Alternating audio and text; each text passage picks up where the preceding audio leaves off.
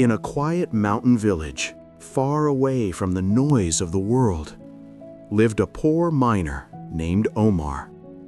His home was made of mud and straw.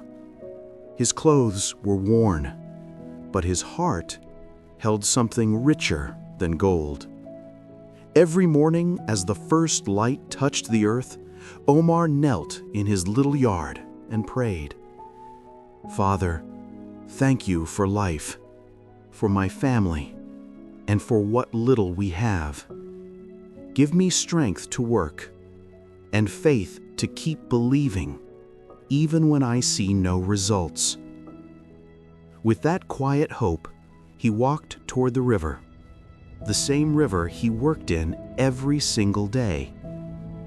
Hour after hour, Omar washed sand and stones in his pan. Most days he found nothing. Some days only a few tiny grains, barely enough to feed his children.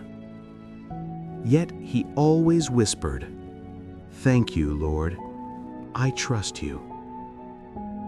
Nearby stood Damien, a wealthy gold buyer, a man with money, power, and pride, but not an ounce of kindness. Whenever Omar approached, Damien smirked. "You find a big nugget? You were born to be poor, Omar." But Omar never fought back. He simply smiled and said, "God can do the impossible." One evening, after another day of little gold, Omar knelt in his tiny home. His children slept beside the fire.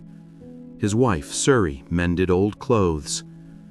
And with tears in his eyes, Omar prayed, "Lord, I don't ask for myself, but for my family. Give us a better life and bless me enough to care for them." That night, Omar had a dream. A man clothed in a glowing white robe stood before him and said, "Omar, your faith has been seen. Tomorrow, go to the town square, feed the pigeons, and pray." Omar woke with his heart racing. He told Suri. She held his hand and whispered, "Maybe this is from God. Let's follow it." The next morning, Omar carried a small bag of grain, food meant for his family, and walked toward the square. Along the way, he met a hungry old man, tired, shaking, and alone. Without hesitation, Omar knelt beside him and said, "I don't have much, but what I have, I can share." The old man blessed him and disappeared into the crowd. Omar reached the town square. Pigeons gathered around him, gentle, peaceful, calm. He closed his eyes and prayed, "Thank you, Lord. Please hear my prayer." And with that, he returned to the river. Hours passed.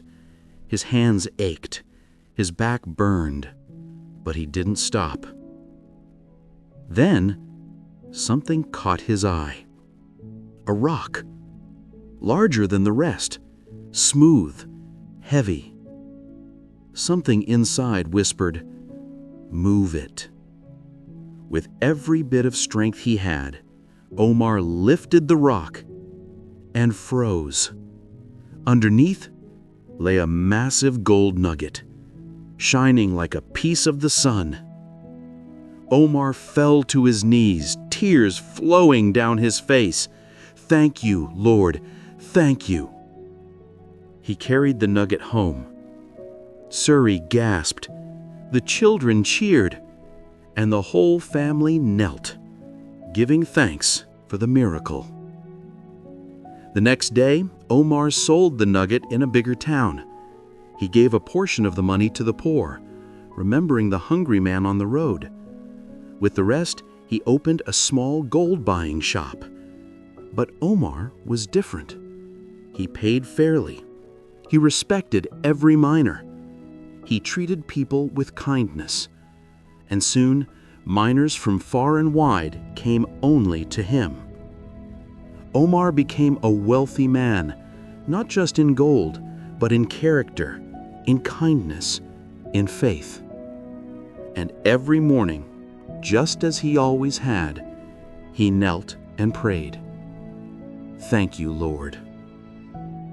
Omar's life became a reminder to everyone that true wealth isn't measured by what you hold in your hands, but what you hold in your heart.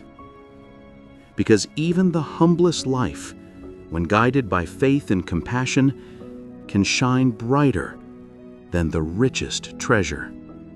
Thank you for listening. If this story touched your heart, share it with someone who needs this message today. And I'll see you in the next story, only on The Lantern Tales.